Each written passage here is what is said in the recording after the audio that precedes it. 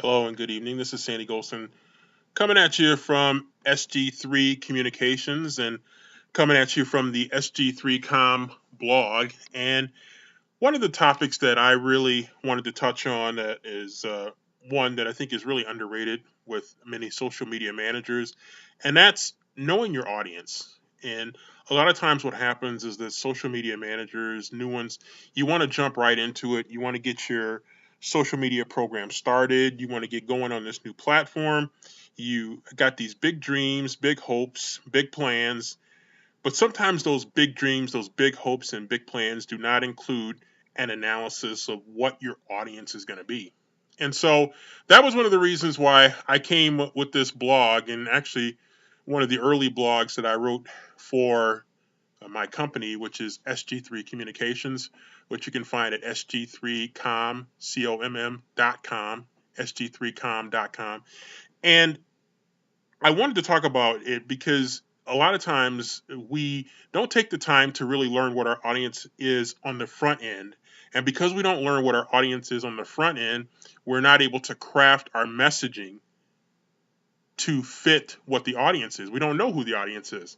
So if you don't know your audience, you can't craft a strategy, you can't craft content that suits what your audience wants.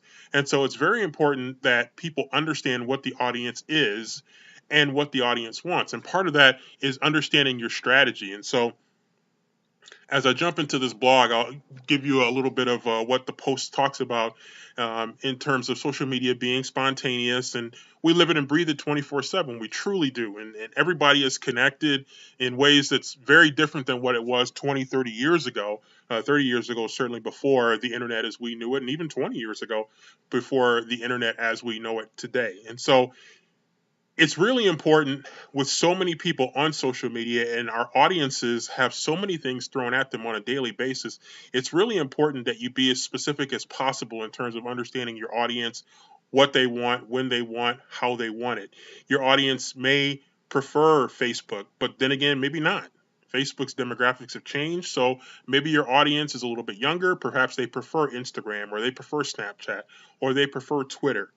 Your audience may want a lot of information, so Twitter may suit them a little bit better. Your audience may want, not to say that Twitter doesn't have quality, but your audience may want fewer quality posts on Facebook as opposed to many posts on Twitter, which may range in terms of quality from higher quality to maybe more quantity over quality. And so it's reasons like this that it's important to understand your audience. Do you have an older audience? Do you have a younger audience? Is your audience super connected? Are they not so connected? And so it's really important that you understand these things as you begin to build your strategy. And so those are just things that we talk about. And this blog in particular goes into some of the questions that you'll need to ask yourself as you start to put together your social media accounts. And so think about some of these 5 questions that I'll leave you with here. Number one, who are the people who want to hear what you have to offer? And so think about that. Who are these people? What do they look like? What do they want? And question number 2 talks about what is the competition for your audience. And so understanding your competition will help you to better craft your strategy so you can stand out a little bit more from your competition.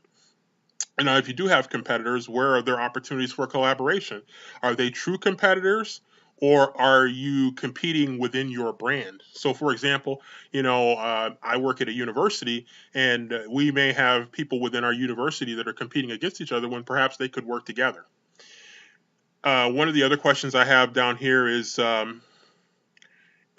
if you do have true competition and you're going to keep on with it, you're going to press on, think about how you're going to build your audience. And it's not as easy as it may seem. You may not have the name Kardashian. And if you don't have the name Kardashian, you might have to work a little bit harder to build your audience as opposed to just unveiling a name like a Kardashian or a Jenner, where you might get an instant audience right off the bat that's not only going to be instant and large in terms of numbers, but also going to be large in terms of engagement. And then the last question that I put here on this blog post is, how will you recruit that audience? And so that's something that's very important to keep in mind. Once you identify the audience, you have to determine how you're going to recruit them.